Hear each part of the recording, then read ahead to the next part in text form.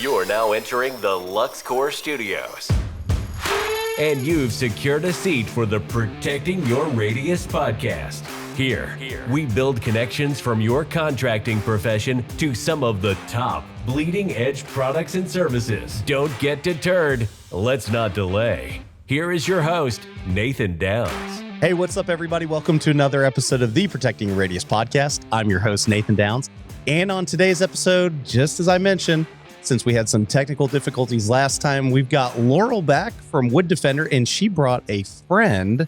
Laurel, welcome. Introduce your friend to us, because many people already know who she is. Yes, thank you for having me back. And I think you're technically having Alex Klodich back as well, our VP of Research and Development. So a familiar face for everybody.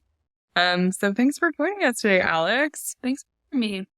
Yeah, we're excited to have you back, Alex, because we know that you are the brains behind many of these things. So I love picking your brain specifically about all the stuff with stain. So Laurel, you and I really kind of started getting into the weeds about a number of different things. And it brought me back, since we have a chance to talk to Alex and let everyone hear directly from her right now. Alex, I have always felt that Wood Defender as a brand was very conscientious about how you make your stains, right? And as I talked to Laurel about a couple weeks ago, there's a lot of different conversations going on from different paint manufacturers, stain manufacturers, all sorts of different companies out there about what makes a good stain, what makes a bad stain, why is our stain better? So there's so much information and data being driven out. Really, it feels like for the first time ever, especially to us fence guys. So can we kind of go through the process of how you build your stains? Why do you put things in them? Why don't you? And just break that down for us. Sure. So coatings are pretty complex mixtures of different ingredients. And you have a lot of different ingredients in your coatings that will kind of be incompatible with one another. But you have to really work together to make sure that everything blends in together and brings out the best properties of everything. So a lot of stuff that we do in lab is, we have a base formula, and then we add in different ingredients, subtract certain ingredients, make adjustments just to get the end performance parameters that we want. But we also have to balance that with safety data. That's super important. Obviously, any sort of coating, you're going to polymers in that. The majority of those do come from petroleum distillates, like refineries, crude oil. So through that process, if you don't choose the right precursors and the right distillation products, you can get some pretty harmful things. One of the most studied chemicals we have in coatings, I would say, is benzene, which is a pretty serious carcinogen. And, over time, it used to be a really big contaminant, and it still is in certain grades of mineral spirits. As I said, very carcinogenic. Even a very small percentage can cause some really serious effects. So that's just an example. There's a number of other aromatic compounds that can be part of the distillation process.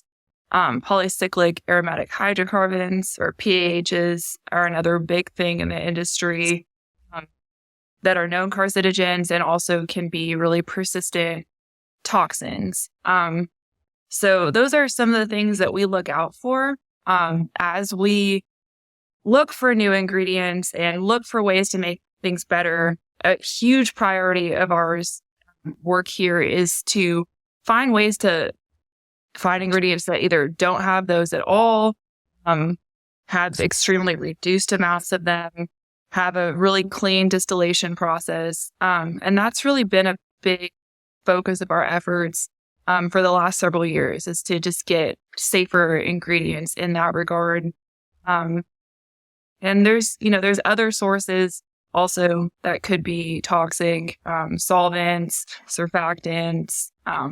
So we try to balance all of that with long-term performance too. Because if you have to re-stain your fence every 2 months, that's not good for the environment either. So we do try to have, a balanced portfolio where we get the long-term performance that we promise, along with having the best possible ingredients for, the humans applying them, animals, the environment, the long-term earth, that sort of. Sure. Yeah, that's awesome. Well, it looked like Laurel was like low key laughing at me because you're saying some of these words, Alex, and I'm like, I'm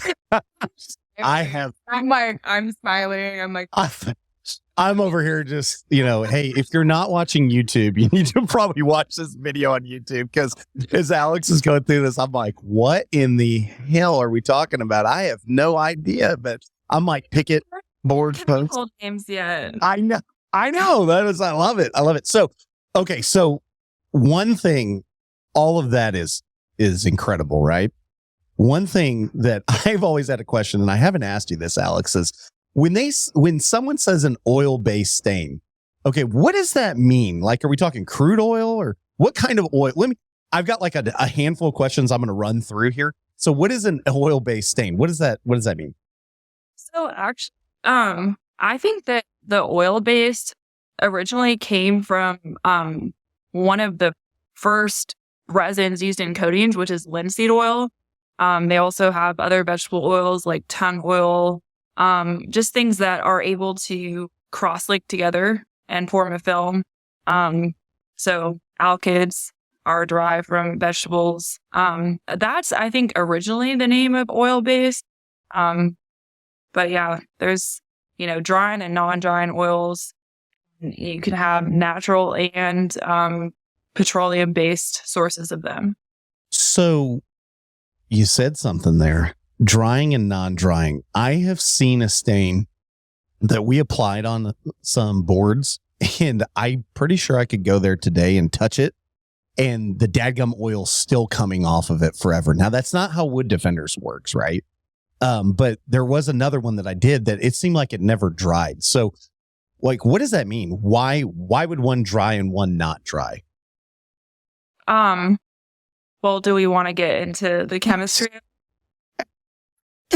Well, I don't know. Yes. I might regret saying. We do have both drying and non-drying components as well, but the ratio of them and the type of components that you have in there is going to affect the transfer on, if you went and wiped it, and, also the absorbency. So if it's just sitting on the surface, it may be more likely to be wiped off. But okay, coatings, like one of the mechanisms of coatings is the drying component, because that's film formation. Which if you want to, we can get into that. But, basically, like when your solvent evaporates, you get kind of like a grid that's going to protect your pigment and your other ingredients in there on the substrate. Otherwise, it would just all wash off. Right. So that makes sense. So you'd want some type of drying factor to occur in that to give you that protecting layer. Is that how I'm hearing what you're saying? Yes, but with if you have a wall paint, like you want that to 100% be drying.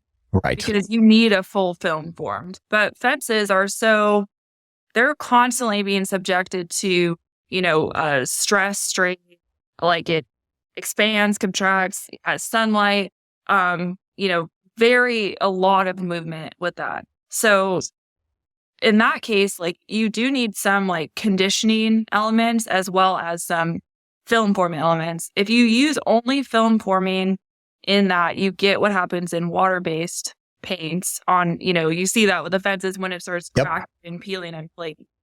Yep. So I've often told clients that the reason we don't use water-based or we don't get involved with any of the paints or latex or enamel or anything on our fence boards, especially when we use a lot of Western red cedar, any type of cedars, right? The wood inherently wants to absorb and expel moisture all the time, right? Like that's just the nature of cedar. It's always drawing in water. It's always expelling water, right? Because of the oils and all that stuff. So is it fair to say if I put a barrier on that, I've often told my clients that, it's going to rot from the inside out. Kind of like if you didn't properly treat steel and then you paint something on steel, but then the steel, wants to condense and do all these other things with moisture. And then that moisture content inherently like makes it fall apart from the inside out. So you might see a fence that looks pretty, and then you walk up to it and you stick your finger right through the picket and you're like, oh, the whole fence is rotten. And they're like, no, it's not. It looks beautiful. I'm like, yeah, but you didn't touch it. So is that like a real thing? Because I feel like it is, but you tell me chemically and from your experience, is that something that can happen? Yeah, you absolutely lock it in. I wouldn't say necessarily every water-based coating will do that because some of them do have some porosity, but I have even, I did make some test samples where I put in, all of this, water repellent in it, like 2 different types, and I noticed those samples, literally rotted, pretty quick. Yeah. So that's definitely a risk. Sorry, Nathan. No, go ahead. I thought a layer to what Alex was talking about is that, so within the family of products that we have here, there is, of course, our semi-transparent and transparent fence, but we also have the 200 series, and those actually cure at different rates and are engineered to do so because of the surfaces they go onto. So, and they're still both oil based. So that might be an interesting comparison. Yeah. So I wanted to actually, I love that, Laurel, because that's exactly where my brain, the same wavelength. I know, because my brain immediately went to the 200 series. And then I saw, and you correct me if I'm wrong, but I've seen that you guys are doing some of the latex mixes. Is that true? Do you have a latex mix? We do have latex. Okay. Okay. Because I used one 4 years ago from one of the box stores, and it said 50% water-based or oil-based stain and 50% latex. It actually said that on the the SDS sheet or whatever attached to the bucket. And what was really cool about it was when I sprayed the fence, we had steel posts and wood. It allowed to get you full coverage, right? And it covered the post, it covered the wood, it covered everything. So it was more like a paint, but then it was telling me that it was a stain, if that makes sense. So did I buy something? Was that a scam? Was it actually just paint? Or did I really receive something that was a mixture latex with some type of stain? Well, I think it's just the terminology. So I actually did work on stuff at my previous companies where it was basically an emulsion of an oil type of thing. So it was it was trying to mimic the performance traditionally of a oil-based alkyd paint, but it was water-based. Okay. So they do have stuff like that. Yeah. Yeah. Yeah. It was interesting. All right. So how does that compare to the 200 series? What is something like your normal, transparent stains to the 200 to something down that road that's almost like a paint, but it says it's a stain? Where does 200 fall in that line of thinking? So I would personally, if I wanted to have if I were to stain my fence, I would never use a water-based to get, a traditional looking color. The only time I personally use a water base is if I had a previously coated fence with a water base, or I really wanted to have a very solid white gray color with not really much wood showing through. Otherwise, I would use an oil-based stain. And in which case, I think the 200 series is great. That's our bread and butter, our top of the line product. Our regular fence stain is fantastic too. I would use either one of them on my fence. The water base will have a longer lifetime, so to speak, because the polymers are a little bit more resistant to UV. But the failure point, to me, is what makes the difference. So if you have to strip your fence every time you want to recoat it, I mean, that's a huge deal, and it can cause, it can be very expensive. It can cause a lot of damage to the wood. You have to get it replaced as well. it's a lot easier just to use, the 200 series or our regular fence stain oil-based, and just go over it every couple of years. It lasts for longer even than, the warranty. Like, we do the bare minimum for that, but we really try to push it well beyond that for our products. The recoat and that, the way that the failure point of it is just so much better just in terms of maintenance and, keeping your wood preserved. Okay. So when you say, Alex, when you say failure point, what measure are you using? Like, what does that actually mean? So, when you see, like, when an oil-based stain starts to fail, so to speak, it appears as the wood gray, like it turns gray. Right. Yeah. Okay. The grain. Yeah. That's because the way it, like, when it fails, it just flakes off in little tiny pieces, like very small, and just kind of just washes off over time. When a water-based paint is really what a lot of those are, fails, it, because the film is so tight and like, the film likes itself more than the wood, basically. Right. So it will come off in big sheets. Big chunks. Yep. That are very visible to the eye. That's how Perfect. we can always see, like, if I go out, I look at a fence and someone's like, is this water-based or oil-based? Like, you can tell based on the way it's failing. Gotcha. That makes sense. So, what do you have? So what do you do in that situation where you've had a water-based stained fence? Can you switch it to an oil-based stain? Do you have to strip that thing down? Is there a product you put on it or something to make that happen? Personally, I would use our water-based product in that situation. Okay.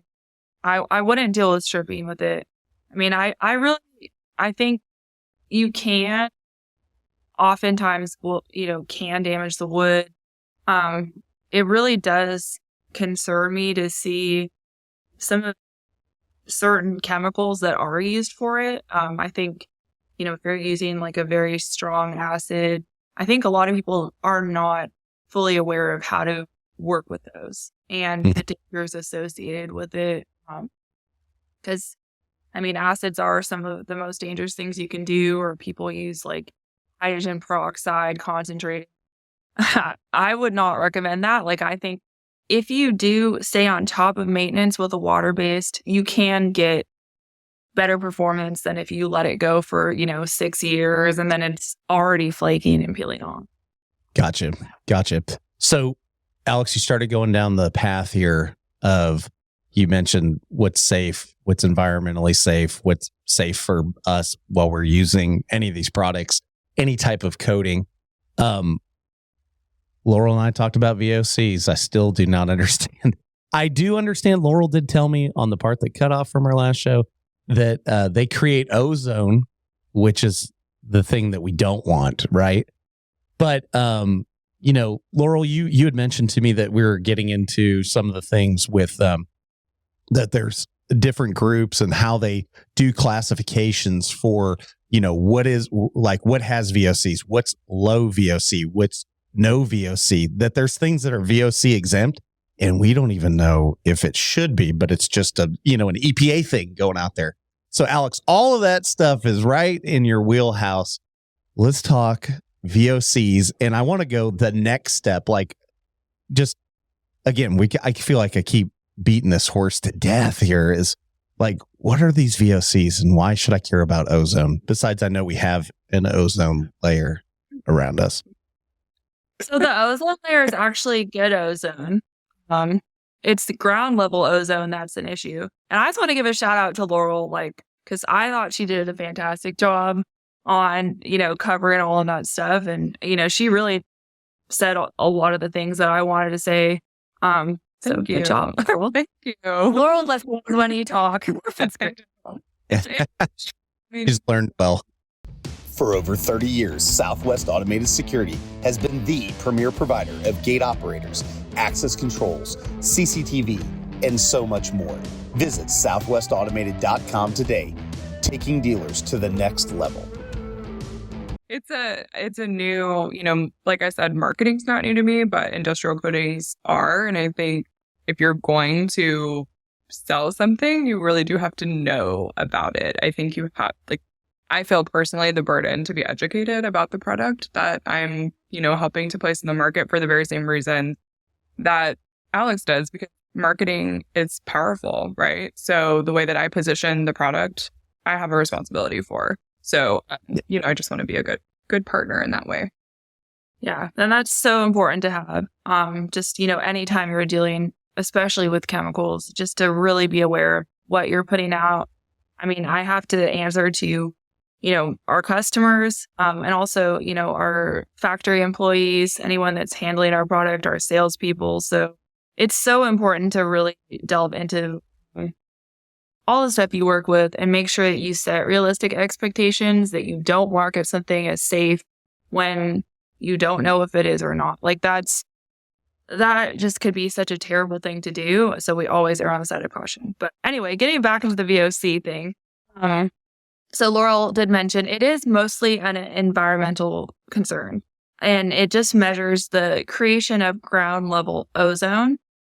So ozone layer is more of a protective layer on the earth. Ground level ozone just means like down at the level that you can breathe it in, that it can cause effects. We don't like ground level ozone. It can exacerbate asthma symptoms, stuff like that. It's formed when VOCs are degraded into smaller components. So like, in the presence of light. And different things, different things will degrade at different rates is another thing. So like the measurement of something being a VOC is basically like, can it do this reaction and turn into ozone? It's not how fast will it occur? What's the speed? It's really marked based on the boiling point of the compound. And there's a couple other parameters for it. Laurel mentioned a lot of things about VOC exemption rules. So those are it is subjected to a lot of lobbying. And Okay. I think a lot of the harmful things that have occurred, I would say, within the coatings industry, specifically the most harmful lately has been PFAS, which are fluorinated organic compounds. Those were a way to get around turning coatings from solvent-based into water-based to mimic the performance, and they're forever chemicals. So they use that as a way to stabilize a lot of polymer emulsions to make latex paints and stuff like that in the very early stages. And so I think that is a big example of how harmful something can be, because if you have a situation where these things, they found that the majority of all people living in the US have fluorinated compounds now in their bloodstreams. Is that better than producing ozone that will also revert back at some point? I don't know. Is it? It's hard to gauge that. Sure. Again, I'm like, I feel like Charlie Brown. And I'm like, I hear what there's different chemicals basically that will have different effects. I don't think VOC is the best measurement of human effects or really environmental effects, to be honest. Sure. It does measure like how much is being produced at that moment in time, like of ozone, but it's like something may not produce ozone, but it's could kill you if you breathe it in type of situation. Yeah. Or it could kill all the fish that it comes into contact with, or it could enter your bloodstream and never leave. So Alex, I feel like over time, especially in coatings, like I feel like they change maybe, or the information we get changes. What can you speak to about that? Because I mean, I was even thinking about before we got on here, when I remember there was a period, oh my gosh, this was 30 years ago or something. Before I moved to Oklahoma, we spent 9 months living at my grandma's house, moving back to the States and some stuff like that. And when my cousin bought my grandmother's house in the early 2000s, he had to have the whole house renovated and stripped because of asbestos everywhere. Like literally where I slept at night I slept on asbestos with it above my head, below the ground, on the walls. I mean, the whole house was this stuff, right? And I remember like on her siding, she had this vinyl siding, it was red, and you could wipe it and the red would come off and we'd be like, oh yeah, look at this. And yeah, and then I'm sitting here thinking, oh no.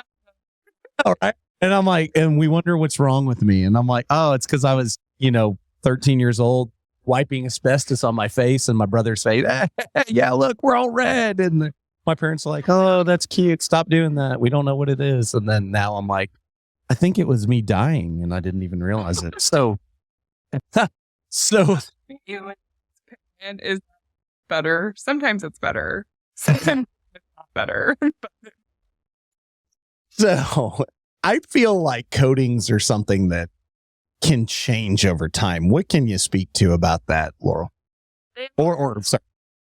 Oh, no, she's your gal.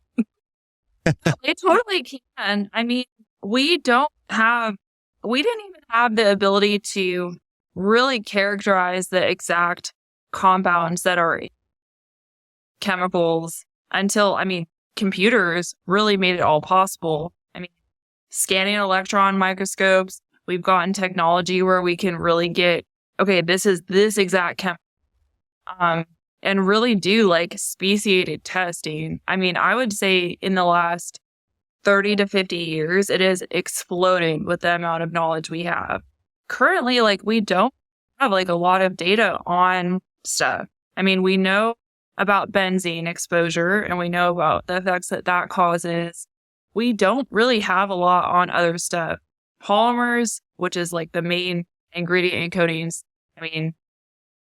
We've had linseed oil and stuff like that for a long time, but the new, acrylic, polyurethane, epoxy, all of that stuff became possible with computers and characterization and stuff like that.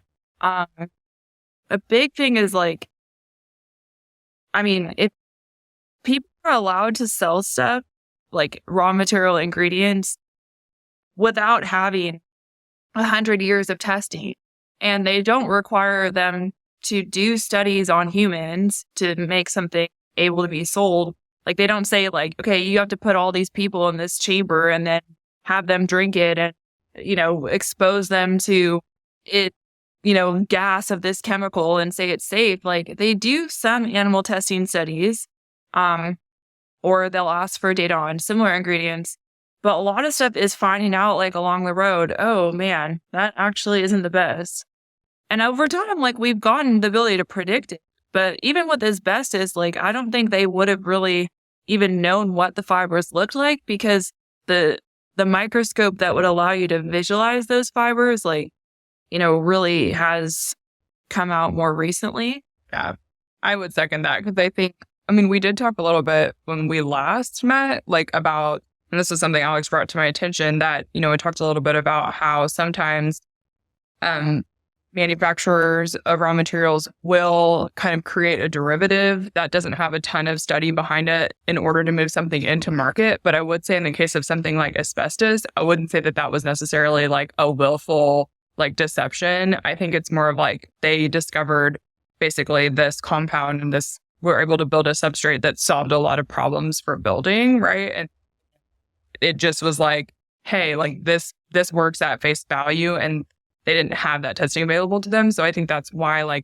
we use that as an example of why we would move forward with caution, because we know that it's possible that somewhere down the road somebody could iterate and come to a greater understanding of how these compounds act, in this organic space. So we're just sort of very cognizant of that, as we move forward, because, we know that there are things that we don't know, if that makes sense.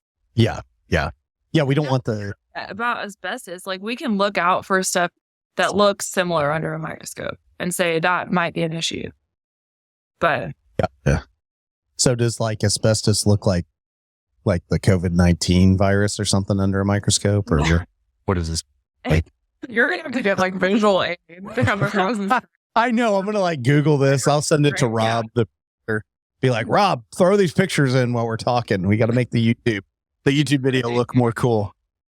I can send you some pictures of it, but yeah. Yeah. And it just, I mean, it can just really cut up the inside of your lungs. Yeah. So don't find something with asbestos and wipe it on your face. Get all that stuff. It's just some of where it originated, right? I think it's all bad for you, but it's gonna mostly, The suspension or however it breaks loose, how the particles get loose. I don't know. We don't manufacture asbestos.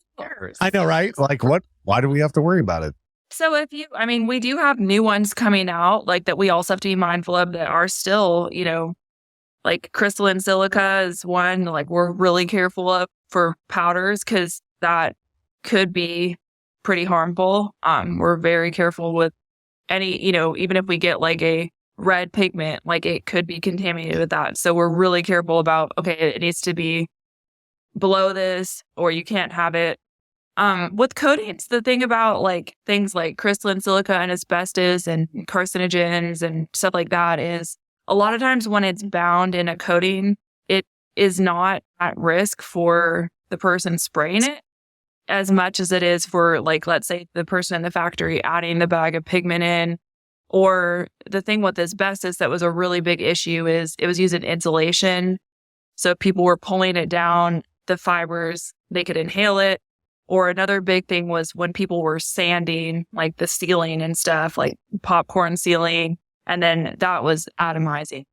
So those were really big risk factors for that, is turning it into a powder form. So I guess you are right in that. That's what you meant. I just started down there on the, not the technical description, but when it gets loose, yes, it's bad. Yeah. So I'll break this down into. No, that's good. So I'll break it down into fence or layman's terms. So our wood defender products don't have asbestos or lead or anything bad like that, but we don't know what it has in the end. So like, how do you, okay. So that leads me to my next question, Alex. So you guys are doing all these testing, right? You're always changing, maybe not the formulas, but you're always changing additives. You mentioned that, the solvents and whatnot. How do you just start? Is that what you're doing in the lab? You're just throwing crap into like tubes and being like, oh, that's explosive. We'll not do that one. And this one doesn't work. And well, I mean, so they do have pretty good data on a lot of different solvents. Exposure data, they have threshold recommendations. And I mean, we know certain ingredients, like there's been solvents that have been used for a long time. Mineral spirits is a perfect example. Things like toluene, xylene. So they have like pretty good long-term data with that stuff. Versus like, we'll have some raw material suppliers that come in and they're like, hey, like we have this new zero VOC solvent. It's brand new. We can't tell you what it is, but here it is. It's totally safe. And I'm like, okay, what is it? Like, can you even give? They're like, no, sorry, it's proprietary. So with stuff like that, I'm just like, see ya. If you want to give me, the chemical name, I'd be happy to look at it, but definitely not throw it in there until we. Right. So we have like, I guess, parameters for like the hazard profiles of certain stuff.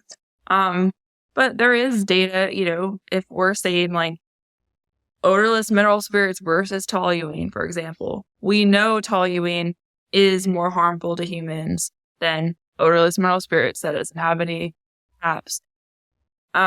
So like if we're going to choose, she said it. Hap?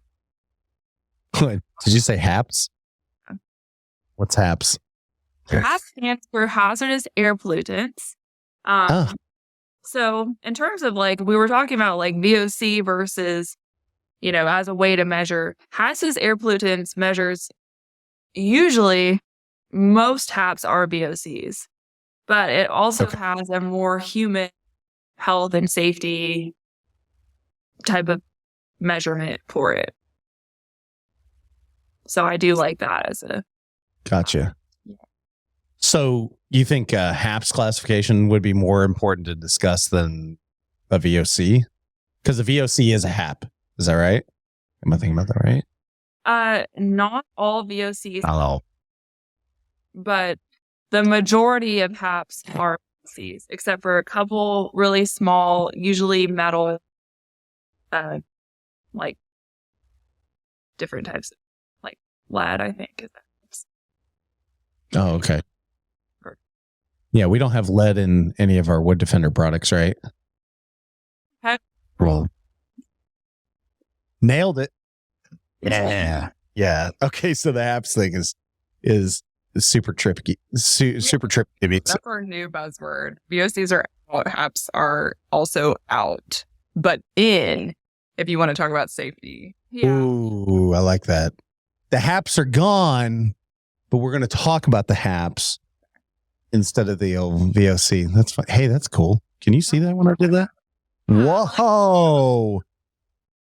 I didn't even know it did this. Wow. If you're not watching this on YouTube, you're already missing out because you can't see Laurel and Alix, but let alone I just figured out that my program does some pretty awesome stuff when I do things with my hands. So You have the fireworks too. yeah. Give me some. I hope you do it. Oh, does it only work for me? Oh, Lame. I didn't see it. That is lame.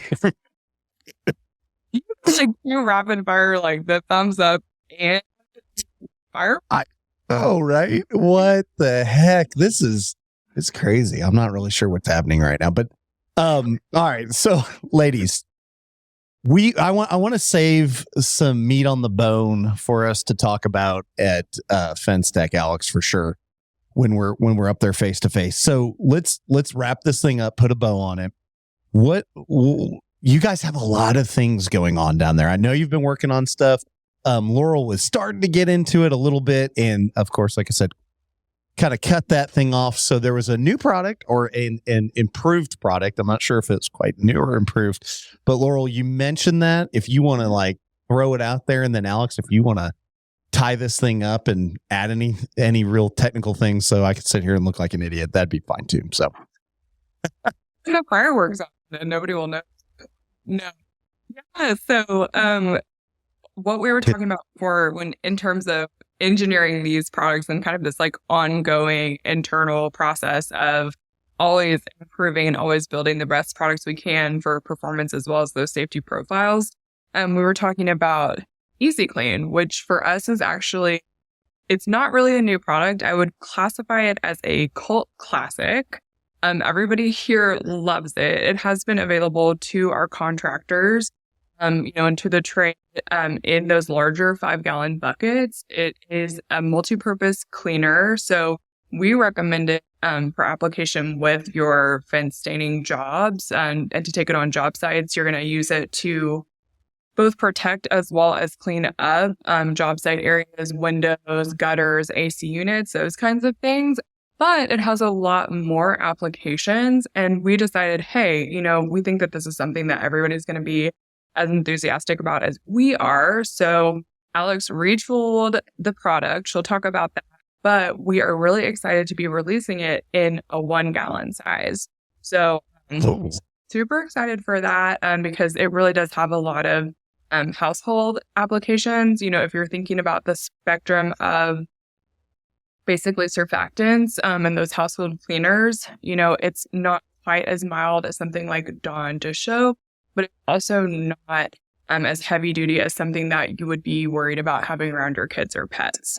So, obviously still not safe for them, but not corrosive, not a dangerous cleaning product. So Alix has been working super diligently to retool that formulation, and I think we're going to have it ready for an unveiling at so that's what we're talking about. So I think that's a really great example of like some of the things that we're doing here, taking those products that are already known and loved and just doing it better and spreading the word. So that's great. So is it like a lacquer thinner? Is it like a mineral spirit or ish? multi-purpose painter. Is Yeah. it like Mr. Clean or something? I mean, No, so it's used on the job site. Like if you're spraying stuff down, if you get excess on your windows and on, the wall and stuff like that, you can use it to get like the fence stain off. So it doesn't off. Okay. Yeah. But it doesn't damage like a lot of people. If you use like some certain products that have like a lot of solvent or certain types of surfactants, you get it on your garage door, for example, you wipe it off with that stuff, half your garage door paint comes off. This is still enough for that, but also was really good at getting oil-based stains off. Metal after it dries, windows. So can it get it off concrete? So concrete is so porous. I know. Like there's so many little tiny holes. I know. Yeah. You would really want to already have that concrete be wet. Yeah. Mm-hmm. Yeah. So what I did was I took a pressure washer and just, cut the concrete back, and essentially is what I ended up having to do on one that I got stain all over the concrete. It's my own fault. There are other things, but we don't make it. Yeah. No. I've been there, done that. No, so that's good. Well, that's cool. I'm super excited to see that. Are you guys going to be like doing like a display? Laurel, you going to be out there like, like throwing stain on stuff and then wiping it off? And your monster truck in the parking lot, and we'll just be like, sussing it up. No, I wish we're gonna have to get a company monster truck for the demo. That would be awesome. Awesome. It's a test. A theoretical discussion about the benefits of Easy Clean, because I think like for us, that headlining product is still the fence stain. Sure. Detract from that. But I think as far as a companion product for such the Wood Defender line is already so easy to use, the fence stain. This is like the perfect complement to that. It's equally as easy to use, and it really makes, your job site application that much easier. And then you take it home and like, hey, ATV's muddy or whatever, it's going to just dissolve all the way. So it's just a fun sort of addition to our line. So I think everybody's going to enjoy it. Yeah. So Alex, you said just a second ago that this product can also get the oil-based stain off of metal and stuff. Is that right? Did I hear that right? So I wonder if I should try to start using this in the stain track machine that we have, instead of, we traditionally use paint thinners and mineral spirits and stuff like that, right? To just clean the machine for the next round of whatever color, we're going to be staining in that thing. So it would be interesting. We're going to have to try that out, because that might actually be a lot better. And I don't know if I would recommend using this in the stain track, just because. Don't use it.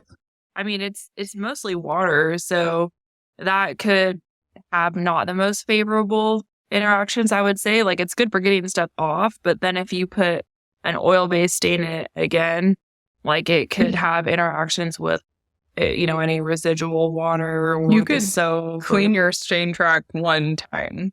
Really. It would not work as well. Actually, maybe that's what we need to do, because our cedar tone has started to look like coffee brown a lot. I'm just saying. They're like, why does your cedar tone keep getting darker? I'm like, pretty sure because we use the same machine over and over. But to be fair, I mean, the machine's used nonstop all the time. I mean, it changes colors, which is why we use it, right? You can change colors on the fly, and it gets it out. But I was just thinking of that. That's a Cliff thing. We'll throw it in one of his machines and see what happens. Around. Yeah, I actually, you know what? I'll buy some of it from Master Halco and drop it off and be like, hey, I heard they got this new cleaning solution for the machine. Throw this in there. Let me know how it works out. No. Oh no, he listens to the show, so I'm sure I'll be getting a call. Oh, well, ladies, it's been fun. I appreciate all the technical information. If anyone has more questions about this stuff, how can they reach out to your team? What's some of that stuff? I know you guys are posting stuff all the time on some of the different social medias now, Laurel, since you're running all that. Where can everybody find you and ask more questions about all the Standard Paint and Wood Defender products? Yeah, absolutely. I do think that is one thing that got cut off the last time we were chatting. What I think really sets the team apart is we are available to you guys. Super robust sales team in the field, and then everybody here at the home office is super accessible. I would definitely say reach out to us on social. We have a really great Facebook group as well. So Fence Staining Professionals, look us up, and the team here will admit you. Hopefully, no background or anything like that. Yeah, so definitely join us on social, reach out to us. Kaylee Webster, who has been with the company for a couple of years, she monitors our platforms really closely in addition to myself and a few others. So you're really talking to us. We're here for you. So just reach out to us and shoot us a note, even info at standardpaints.com, and the email will find the right person. Perfect. Awesome. Well, we appreciate all the information. Alex, thanks for blowing my brains out again with all your fancy words and reminding me how many times I didn't graduate from college. I'm like, oh my God. She said at least 40 words. I had no idea what that meant, but now I'm going to grab my dictionary and in my phone and figure them out. So, Laurel, I ever withdrew from in college was chemistry. Right. Let's see. Hey, Alex, you won't appreciate this, but chemistry, it's funny you said that. College chemistry is the only class that I ever got below a B. So my kids can hear that too. I got a big fat C in chemistry, and I'm pretty good at memorizing stuff, but for some reason, like I said, you got to have a brain for that, right? I mean, you're right, Alex. You got to have some wherewithal and understand that there's this thing reacts to this thing there. And I'm like, yeah, okay, just put it in a bucket for me, Alex, so I can put it on a fence and have it look pretty and protect it for a number of years. I don't have to worry about it. So, ladies, chemistry teachers too. Ladies, appreciate your time again as always. And hey, everyone, we will see you on the next episode. Peace. You've been listening to the Protecting Your Radius podcast from the LuxCore Studios in Bixby, Oklahoma. Thanks for sticking around, and connect with us and all of our partners at www.protectingyourradius.com. We want to thank our premier partners. LuxCore, the newest line of premium quality composite infill to slide into your FenceTech fence system. Frame your style today. Also, StainTrack, the world's first patented standalone stain machine. Utilizing flood coat technology, StainTrack covers boards, pickets, posts, and any type of dimensional wood you can think of. And what better way to use your StainTrack machine than to use the easy application Wood Defender family of stains. Wood Defender goes on easy and covers in one coat with no back brushing. And of course, the true power of our show is you, the listener. Please rate and review our show on whatever platform you consume this content. Your 5-star likes and reviews help other contractors get the message that we all want to be better and do better. And in the construction world, we can never forget that before you can be great, you've got to be good. Before you can be good, you've got to be bad. But before you can even be bad, you've got to try.